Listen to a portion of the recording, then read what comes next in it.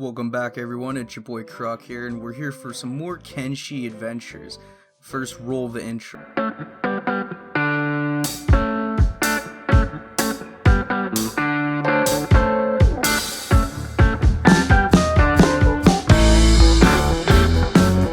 Episode 21, I'd posited all the hash that we had got from the secret drug farm in the last episode. We went over to Stobe's gamble and raided it for a bunch of shit because somebody either smoked all our hash or stole it. But now we have bounced back. We are making some nice samurai cloth pants. A lot of these are high grade and standard grade, but we are making some specialist grade. So I'm going to put all the high grade and standard grade ones just in the shop counters over here. I had to place a few more down, but this way we'll at least sell them instead of just getting rid of them. The peasant tunics that we've been making just to get our skills up, I'm gonna just be throwing in the item furnace. We don't get any iron from it, but they don't sell for too much, only about 400 each, so there's no point. After that, Snub loaded up on the cactus rum that we had because we had a full stock of it, 200 chilling in the house. And then I also gave the rest of the group a little bit of different equipment. Anyone that had some shitty pants from before is now equipped with nice samurai cloth pants. First, the group will be going just to the south to the city of Nova Tempest in order to sell some of these goods. We could sell a lot of it if for a higher profit in different areas of the map, but really we have so much of it, we're making a lot every day. There's no point traveling that far and risking it all in United Cities territory, which we're hostile against. But on the bright side, I found this armor shop here, so I picked up 8 different blueprints for different armors. And after this still left us with a positive net profit, and we had not even touched any of our hash yet, so in all reality, we're really good on money and for growth. That was when exiting Nova Tempest, we could see these guys boogieing down here, so you know we had to do it to them.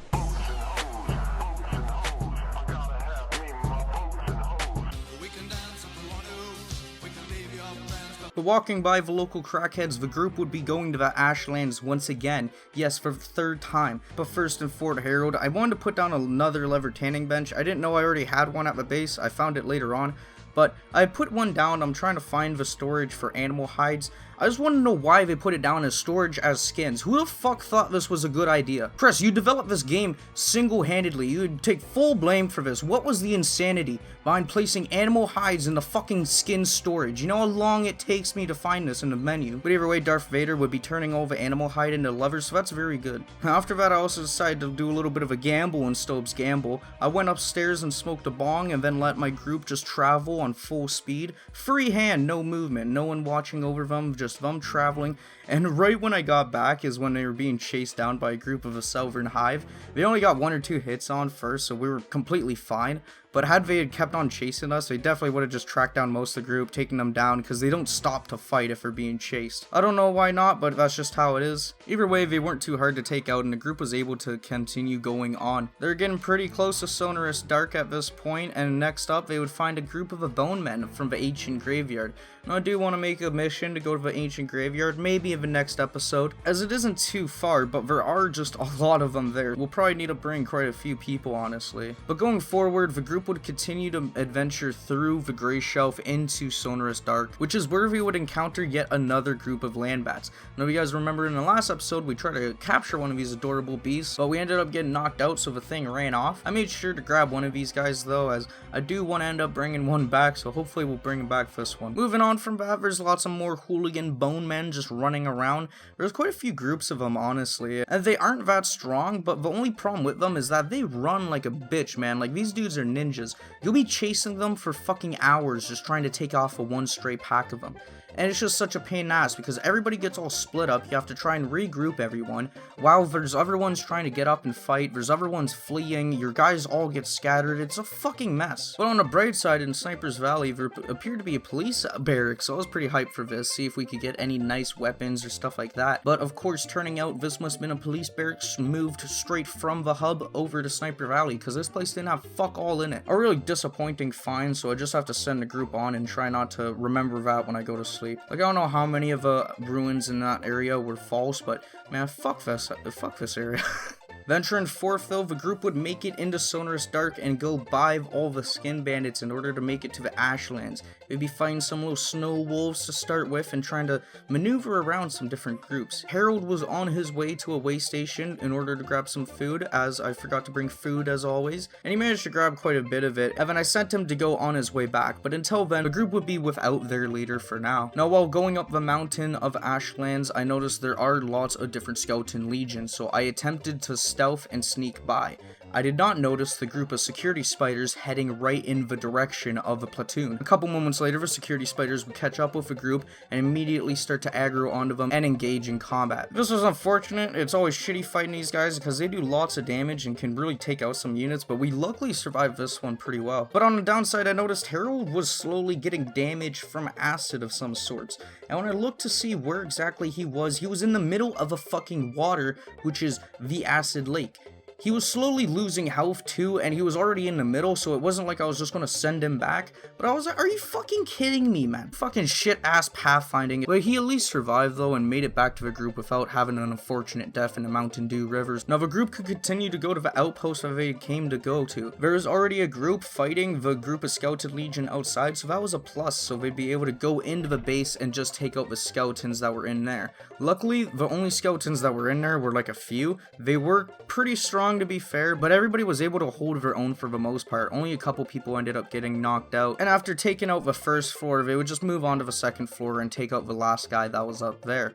Now, while looking around, I noticed they had a lot of nice weapons, quite a few exotic high-tier weapons, so that was always good, including this one unit. So this guy went by the name of General Yang, and he was the leader of a famous hydraulic knights. It appears they fought on the front lines to protect the empire from pirates and cannibals, their heroism legendary. As time went on, the label of pirate became thrown around more and more graciously, and they found that they were killing more of their own people than the real pirates were.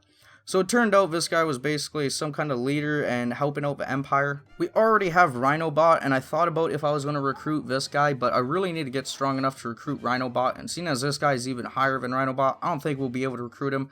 But on the plus side, we get about 100k off his body. We get a nice weapon, we get an AI core, his CPU is worth 72k alone, and then his armor set is also fucking mint, man. Like, that's some nice armor. Including the other hydraulic knights, they all had very good armor, either masterwork or specialist grades, so I ended up filling up Snub mostly just on armor and weapons from here again. I know we can craft a lot of our own, but this is some armor that will be pretty hard to just make on our own. Along with a lot of these weapons and limbs and AI cores, it was a pretty good run in all. Unfortunately, we only ended up finding like maybe a few books around here. There wasn't like too much, but there's a lot of nice weapons, a lot of AI cores, and with all the profit that we did gain from coming here, it was at least worthwhile.